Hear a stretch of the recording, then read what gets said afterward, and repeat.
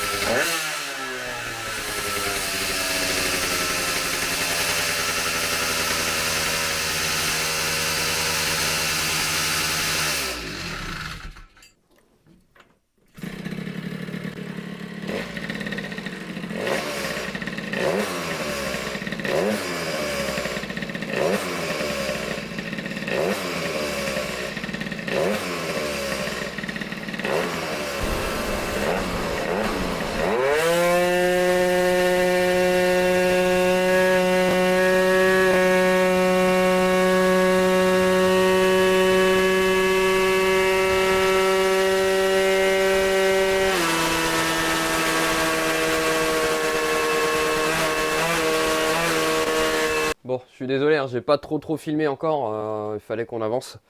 Pas mal de petites modifs, hein, c'est plein de petits détails hein, qu'on a pu faire sur la machine. En l'occurrence au niveau du carbu, remplacer gicleur de ralenti et l'aiguille, j'ai enfin réussi à trouver un bon comportement avec un filet de gaz qui est vraiment propre, un mi-gaz qui est très propre aussi.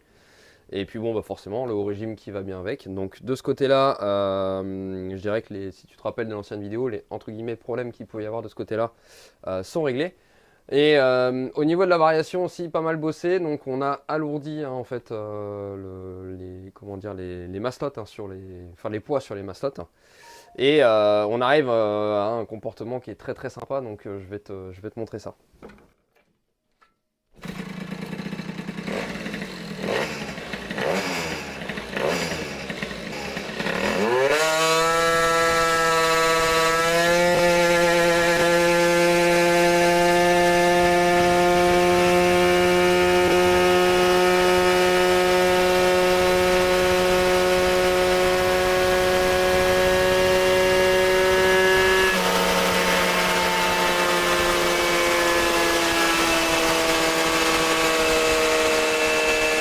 Donc là, tu vois, donc la toute première courbe, hein, quand elle est arrivée, on était sur la courbe rouge ici.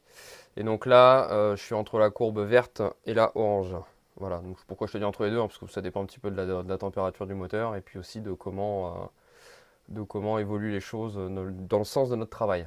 Donc il y avait 12,3 à l'arrivée et 13 pour le moment au mieux et 12,8 sur la orange. Donc voilà, c'est vraiment pas mal, hein. Si jamais tu te rappelles ou pas, je sais plus. Euh, Dernière fois que j'ai travaillé sur le moteur, hein, donc où j'ai fait l'avant-dernière vidéo, j'essaierai d'ailleurs de te remettre le lien en haut à droite ou en haut à gauche de l'écran là pour que tu puisses retourner voir si tu veux. On était à 11,1, il me semble, hein, c'est ça. Hein. Ouais, 11,1, 11,2, ouais. Je te réafficherai la courbe après tout à l'heure, tu verras. Ouais, je regarde qu'il y a encore de l'essence dedans. Nom de Dieu, la mobilette.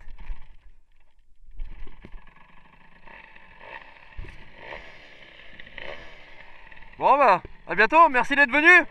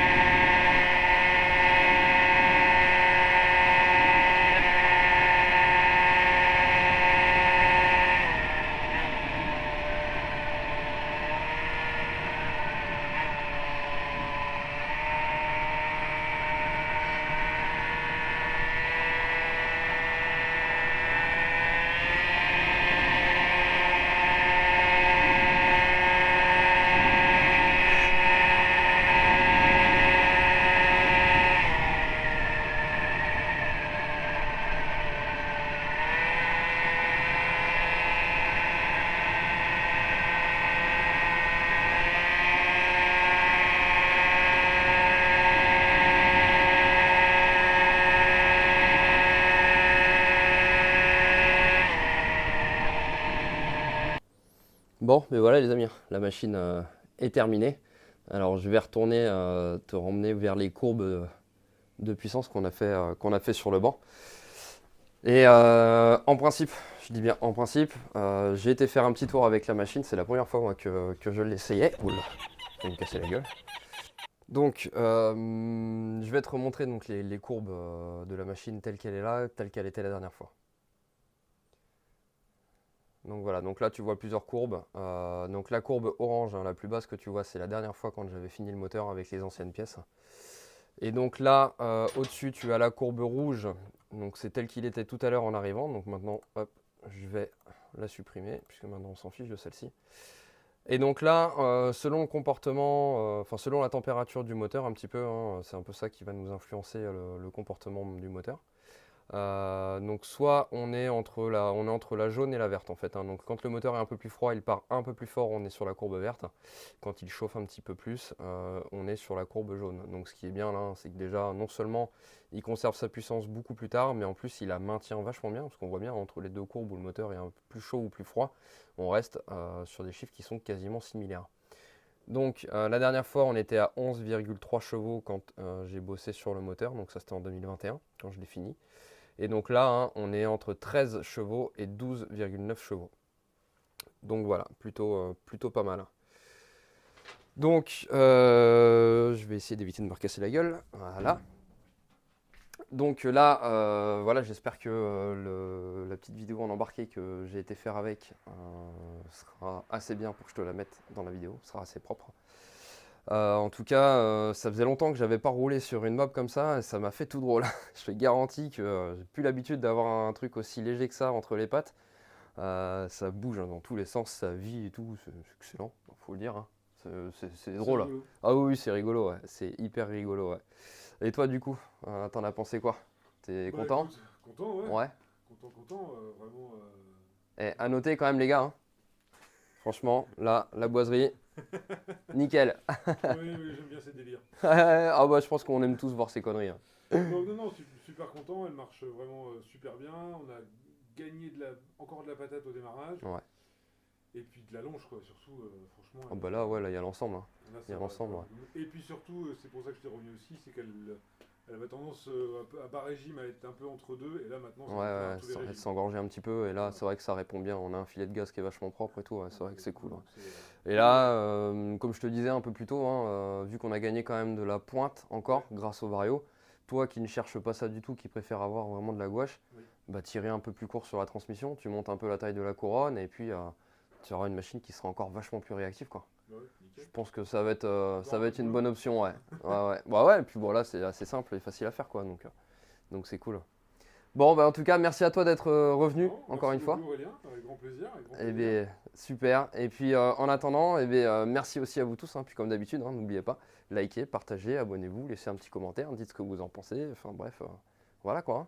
Allez, à bientôt. Ciao.